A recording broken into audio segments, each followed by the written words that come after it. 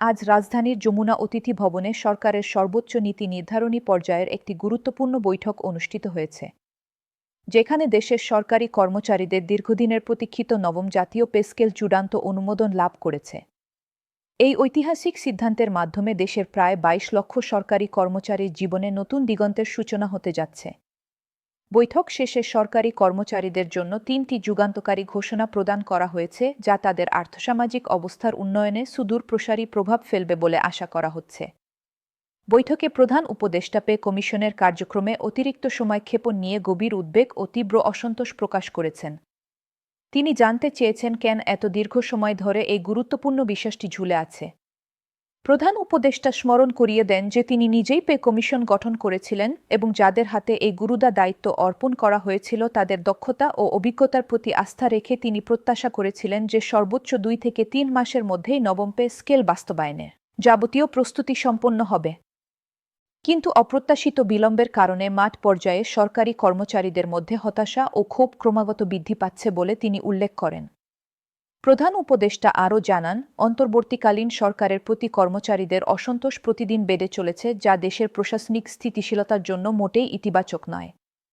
তিনি দৃঢ় কণ্ঠে নির্দেশনা প্রদান করে বলেন, আগামী ১ ফেব্রুয়ারি থেকে নবম পে স্কেল অবশ্যই কার্যকর করতে হবে এবং তার পূর্বে অর্থাৎ আগামী ৮ ফেব্রুয়ারির মধ্যে চূড়ান্ত সরকারি গ্যাজেট প্রকাশ করতে হবে। প্রধান উপদেষ্টার এই স্পষ্ট ও কঠোর নির্দেশনার পরিপ্রেক্ষিতে বৈঠকে উপস্থিত অর্থ উপদেষ্টা ডক্টর সালাহুদ্দিন আহমেদ তাৎক্ষণিকভাবে সম্মতি জ্ঞাপন করেছেন এবং প্রয়োজনীয় পদক্ষেপ গ্রহণের আশ্বাস দিয়েছেন। অর্থ উপদেষ্টা তার বক্তব্যে জানান, প্রধান উপদেষ্টা যেহেতু নবম পে স্কেল আগামী ১ ফেব্রুয়ারি থেকে কার্যকর করার সুস্পষ্ট নির্দেশনা দিয়েছেন এবং বর্তমান পরিস্থিতিতে এটি জাতীয় দাবিতে পরিণত হয়েছে, তাই গ্যাজেট প্রকাশ এখন অত্যাবশ্যক হয়ে পড়েছে। তিনি আশ্বস্ত করেছেন যে কর্মচারীদের মধ্যে বেতন বৃদ্ধি সংক্রান্ত যেসব জল্পনা-কল্পনা ও অনিশ্চয়তা তৈরি হয়েছে তা নিরসনে আগামী ২ থেকে ৩ দিনের মধ্যেই গ্যাজেট প্রকাশিত হবে।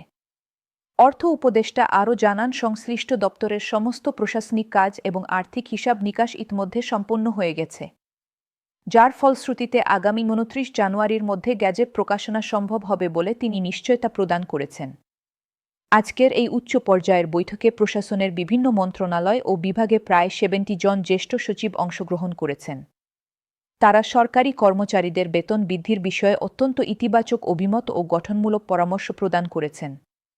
৭০ জন সচিবের পক্ষ থেকে সম্মিলিতভাবে বলা হয়েছে, একটি জাতীয় বেতন কাঠামো সংস্কার করা নিঃসন্দেহে একটি জটিল ও সময় সাপেক্ষ প্রক্রিয়া। তবে সেই কারণে ২ থেকে ৩ মাসের বেশি সময় ব্যয় করা কোনোভাবেই যুক্তিসম্মত নয়। অন্তর্বর্তীকালীন সরকার গত জুলাই মাসে পে কমিশন গঠন করলেও এবং তাদের সর্বোচ্চ ৬ মাস সময় বরাদ্দ দেওয়া হলেও সচিবরা আশাবাদী ছিলেন যে সর্বোচ্চ ৩ মাসের মধ্যে গেজেট প্রকাশিত হবে।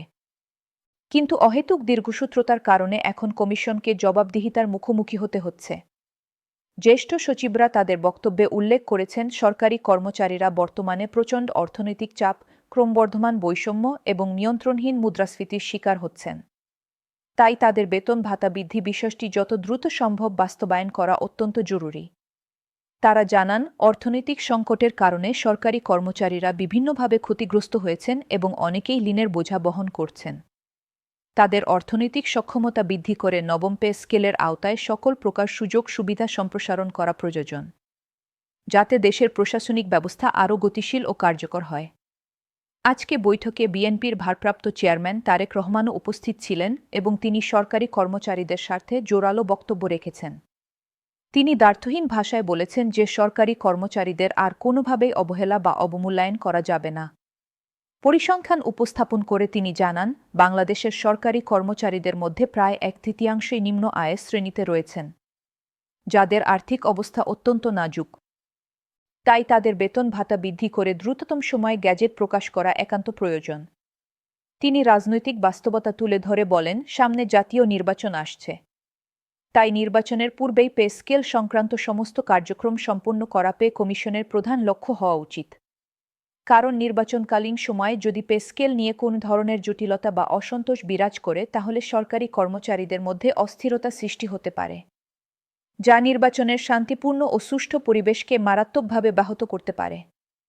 নির্বাচনী পরিস্থিতি স্বাভাবিক রাখতে এবং কোনো ধরনের বিশৃঙ্খলা এড়াতে কর্মচারীদের সন্তুষ্ট রাখা অত্যন্ত জরুরি বলেও তিনি মত প্রকাশ করেছেন। আজকের এই গুরুত্বপূর্ণ বৈঠকে পে কমিশনের পক্ষ থেকে সরকারি কর্মচারীদের জন্য ৩টি উল্লেখযোগ্য ও যুগান্তকারী ঘোষণা প্রদান করা হয়েছে, যা তাদের আর্থিক অবস্থার উন্নতি ও জীবনযাত্রার মান বৃদ্ধিতে বিশেষ অবদান রাখবে।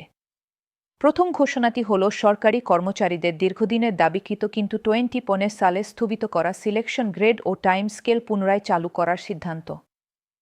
বৈঠকে বিস্তারিত আলোচনায় উঠে এসেছে যে নতুন পে স্কেলে কর্মচারীদের বেতন যদিও বৃদ্ধি পাবে, তবে কর্মকর্তাদের বেতন তুলনামূলকভাবে অনেক বেশি থেকে যাবে। এই পরিস্থিতিতে সিলেকশন গ্রেড ও টাইম স্কেল পুনর্বহাল বা সংস্কার না করা হলে প্রশাসনিক কাঠামোতে ব্যাপক বৈষম্য তৈরি হওয়ার আশঙ্কা রয়েছে। এই প্রেক্ষাপটে পে কমিশনের chairman Zakir Ahmed Khan selection grade ও টাইম স্কেল পুনঃপ্রবর্তনের যৌক্তিকতা ও প্রয়োজনীয়তা সবিস্তারে তুলে ধরেছেন। প্রধান উপদেষ্টা এই প্রস্তাবের প্রতি সম্পূর্ণ সমর্থন জানিয়ে বলেছেন, সিলেকশন গ্রেড ও টাইম স্কেলকে পুনরুদ্ধার করা অবশ্যই প্রয়োজন এবং এটি কর্মচারীদের ন্যায্য অধিকার। তিনি স্পষ্ট করেছেন যে আগামী জানুয়ারির শেষ দিকে যে খসড়া অনুযায়ী সরকারি গ্যাজেট প্রকাশিত হবে সেখানে এই দুটি গুরুত্বপূর্ণ ভাতা ও সুবিধা অবশ্যই অন্তর্ভুক্ত থাকবে। দ্বিতীয় গুরুত্বপূর্ণ ঘোষণাটি হল বেতন গ্রেডের সংখ্যা পুনর্বিন্যাস বা হ্রাসকরণের ঐতিহাসিক সিদ্ধান্ত। প্রধান উপদেষ্টা এবং পে কমিশন আভ্যন্তরীণ একাধিক বৈঠক ও পরামর্শের মাধ্যমে গ্রেড সংখ্যা পরিবর্তনের বিষয়টিকে সর্বোচ্চ গুরুত্বের সঙ্গে বিবেচনা করেছেন।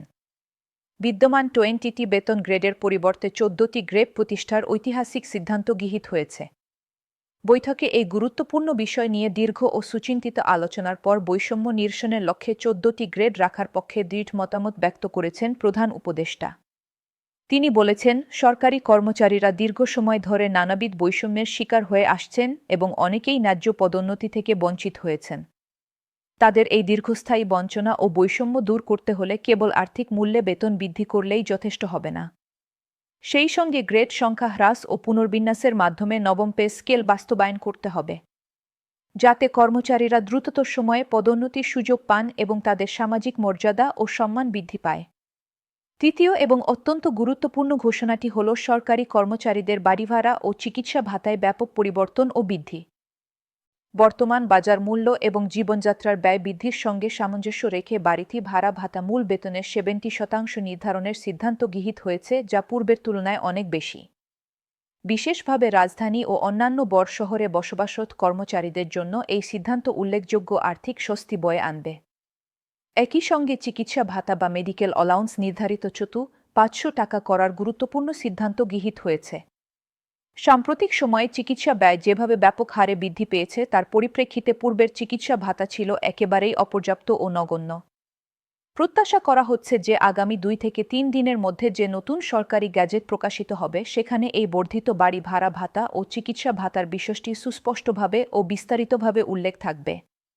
সামগ্রিকভাবে যমুনা অতিথি ভবনে আজ অনুষ্ঠিত এই ঐতিহাসিক বৈঠক এবং সেখান থেকে ঘোষিত এই 3টি যুগান্তকারী সিদ্ধান্ত দেশের 22 লক্ষ সরকারি কর্মচারীর জন্য নতুন বছরের এক অনন্য ও মূল্যবান উপহার হিসেবে বিবেচিত হতে পারে। আগামী 1 ফেব্রুয়ারি থেকে কার্যকর হতে যাওয়া এই নবম পে স্কেল তাদের জীবনে আর্থিক স্বচ্ছতা ফিরিয়ে আনবে এবং কর্মক্ষেত্রে নতুন উদ্যম ও উৎসাহের সঞ্চার করবে বলে ব্যাপকভাবে প্রত্যাশা করা হচ্ছে। সরকারি কর্মচারীদের দীর্ঘদিনের ন্যায্য ও যৌক্তিক দাবি পূরণের মাধ্যমে এই পদক্ষেপ প্রশাসনিক দক্ষতা বৃদ্ধি, সেবার মান উন্নয়ন এবং সামগ্রিক জাতীয় উন্নয়নে গুরুত্বপূর্ণ ভূমিকা রাখবে বলে বিশেষজ্ঞ মহল মনে করছেন।